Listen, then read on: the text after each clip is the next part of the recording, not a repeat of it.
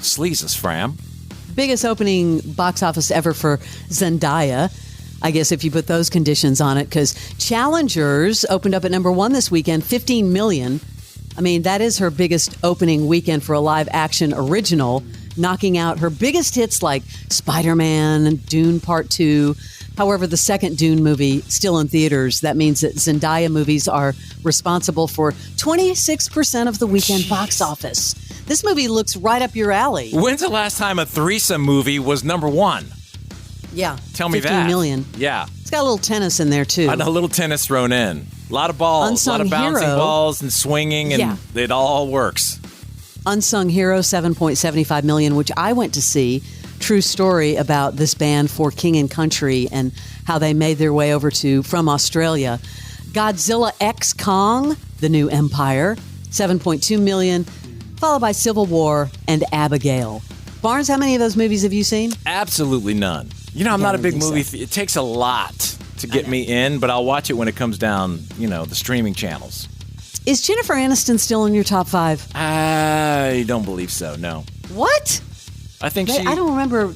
No, I just... Maybe in the new edition of Top 5 she wasn't in there. Well, she was on there for many years before, but... Okay. Yeah, well, right I wanted now, to give you no. an update on Jen. I just confirmed, Leslie. She's not there. Yeah. She's not, okay.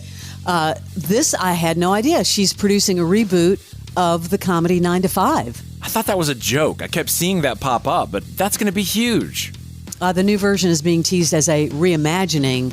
The plot details are being kept under wraps. Because you remember the first one, Jane Fonda, Lily Tomlin, Dolly Parton, 3 women working for a hypercritical boss, Dabney Coleman. Let's see, I guess the writer of Juno, Diablo Cody, also working on this to become an upcoming movie produced by Jennifer Aniston. I love that. How is Reese Witherspoon not having her little southern claws in that thing? Because she's so busy doing 5,000 other things. I guess so, but she loves Dolly Parton. I figured she'd be all over that. On the Today Show, Jim Gaffigan talked about the name behind his limited collection of whiskey, Father Time. It's not the guy with the beard. It's about this time that a father, like the tagline, a father, it's called A Father's Joy is Earned. Because being a father is thankless. And by the way, I do believe that the mom is the hero. Everyone's got either their own whiskey or their own tequila. I know 99X has their own beer. I know. I think we need a Morning X something. Everyone has some sort of signature liquor. And all we have is an air freshener. This is really embarrassing. What would yours be? Would yours be a wine? I would do a wine. Let's do a wine together. A little Pinot? I'm all about it. A little French Pinot? Can we do some investigating in a few weeks? Yes, we will. Coming soon. Kelly Osbourne and her brother Jack certainly have some things in common with their famous father. Namely, they tend to live life a little dangerously. I guess there's a new episode of Osbourne's The Podcast. The siblings, along with mom and dad, talk about the time back in the 90s when Jack actually shot Kelly. She almost died. He admitted he did, in fact, shoot her with a pellet gun. The pellet went all the way through her leg.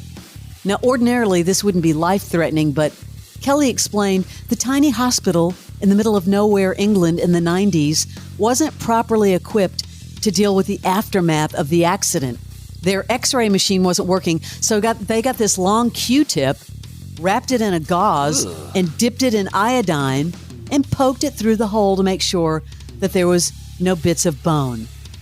That sounds like the time, we cut my finger off. You shot me.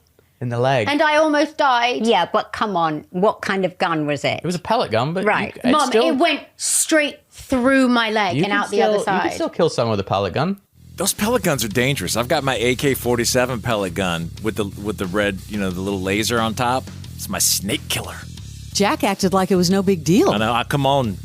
Emma Stone's career has gone well, but she's now talking about one regret. She admitted she prefers to go by her name Emily when possible.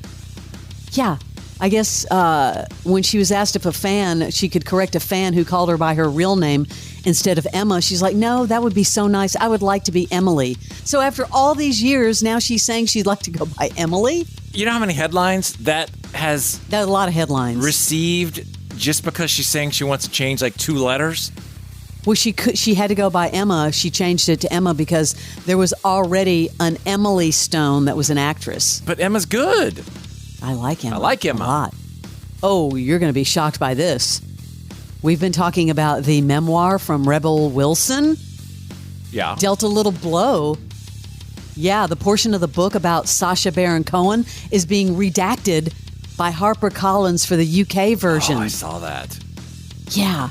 Reps for Cohen responded to the news with a statement that in part said Harper didn't do their fact-checking in the book prior to the publication and took the sensible but terrible belated step of deleting Rebel Wilson's defamatory claims once presented with evidence that they were false. But guess what? It's staying in the U.S. version. It has to be something with the UK if there's a lawsuit on that side because they are hardcore. Like, they are like no games. Those Brits. Yeah, so you know what's going to happen? It's going to be on eBay, and everybody in the UK is going to buy the U.S. version. But technically, for legal reasons, I think they saved their ass.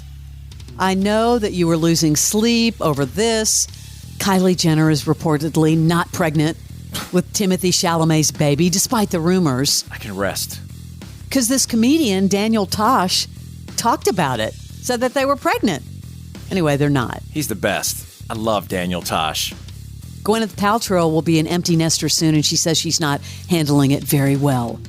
Because Apple started at Vanderbilt University here in Nashville, and Moses is set to attend Brown University later this year. It's kind of giving me a nervous breakdown, she said. If I'm honest, I started being like, oh my God, and I need to quit my job, and I need to sell my house, and I need to move.